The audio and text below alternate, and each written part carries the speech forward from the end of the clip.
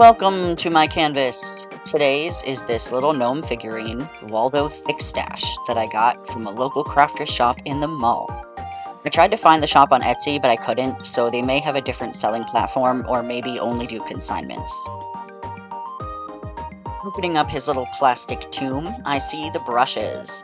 Nice average brushes, bought by bulk from Amazon most likely, and I only know that because that's where I get my brushes too. The gnome itself, Sir Thickstache, is a decent little guy.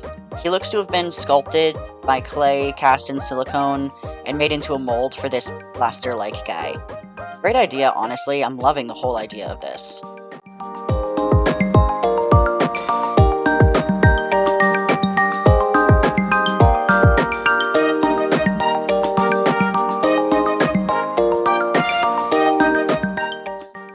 The business card on the outside said the paints were hiding on the inside. See? Hiding inside. So I looked for them, reread the card about the paint, and looked again. I couldn't find the paints, so I assumed I'd left them behind on a bottom shelf or something at the store. So I just used my own acrylics. It'll be fine. I'm also bringing in 2 brushes of my own. See? Bulk Amazon brushes. They're just slightly finer points, so I can get into some of those little crooks and nannies more easily.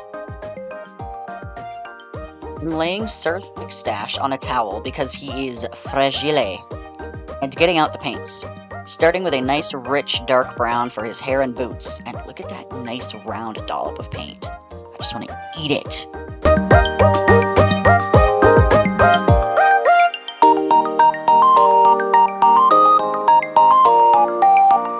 Before I get started, let's take a nice close look at Sir Thickstache.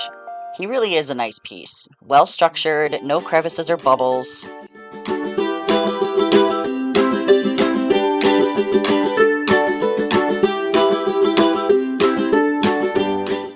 Anyway, the paint looks nice and rich, but when I started it went on pretty thin actually, so it took a few coats to cover.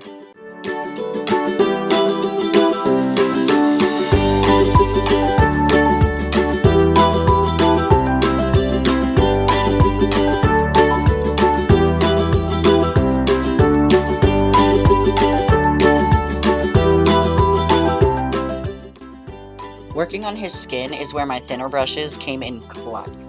Those fingers poking out of his sleeve are so small, and the small amount of his face you can see above the hair and below the hat, it was not going to be fun with bigger brushes included in the pack. My favorite part of Sir Thickstache is actually not the stash, it's the nose. Gnomes' noses poking out of their hats always make me cold. They're so bundled and have their hair down their backs and all over their faces, but their noses are never covered. I mean, neither are their ears, but maybe I'll go back and paint some pink on the ears too. Anyway, the nose got a heavy dose of pink that I covered with a thin coat of the skin tone to dull it down a tiny bit.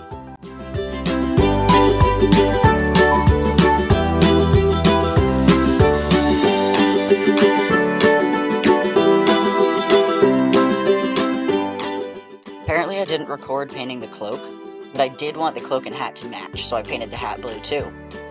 Like I said, getting into those smaller spaces was so much easier with a small brush. I mean, look at those tiny little spaces around the brim of his hat. I'm having trouble keeping it in the frame because I couldn't see some of the crevices, so sorry about that. But also not sorry, because if I can't see, I can't paint.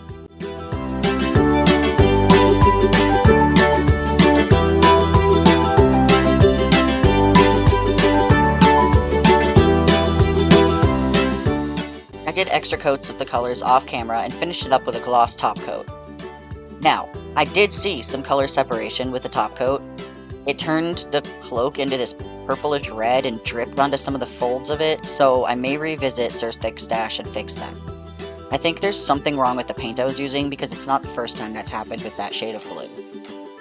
Regardless, Sir Thickstache was so fun to paint. I love collecting tiny things, so he's proudly displayed on my bookshelf. I think he looks a little lonely though, so I might be revisiting the store, and maybe this time I'll actually find the paint they provided so this color leaking thing doesn't happen again. Thanks for watching this week's video. Have a great next 6 days, and I will see you on the 7th.